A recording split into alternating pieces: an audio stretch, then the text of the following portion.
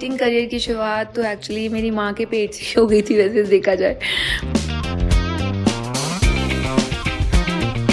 आपने बताया बॉम्बे चले गए थे, तो बॉम्बे कब जाना हुआ? मेरी दादी माँ ने मुझे गाड़ी लेके दी थी मेरे बर्थडे पे, then, that moment of time.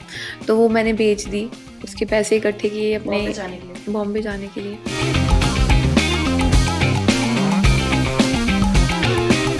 मैं बॉम्बे चली गई थी बहुत पहले, इन 2007 के आसपास। मैंने वहाँ, मेरे को दारा जी, जैसे मैंने बताया कि दारा सिंह जी ले गए थे जैसे हुसन दी कली हरभजन मान जी के साथ, उन्होंने मुझे म्यूज़िक वीडियोस में उन्होंने लॉन्च किया था, हरभजन मान ने।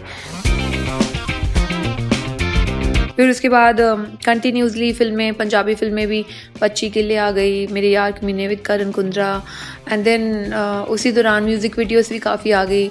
चूड़े वाली बाँ विद मनकरी रतौलक, तीजे वीक फिर तेरी याद आ गई विद जॉर्डन संधू, अमृत मान के साथ, मतलब सभी जितने टॉप लॉट सिंगर्स थे सभी के साथ मैंने काम किया। फिर मैंने मलयालम फिल्म भी की थी। मलयालम का कोई डायलॉग याद है?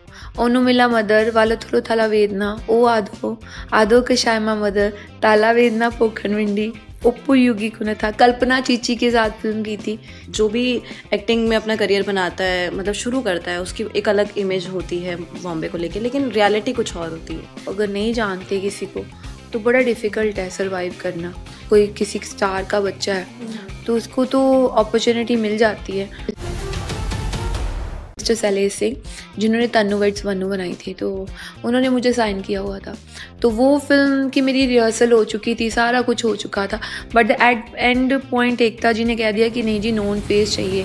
That's why that film goes to Parineeti. I believe only Himesh भाई इज़ अ वन पर्सन जो फ्रेश लोगों को चांस देते हैं।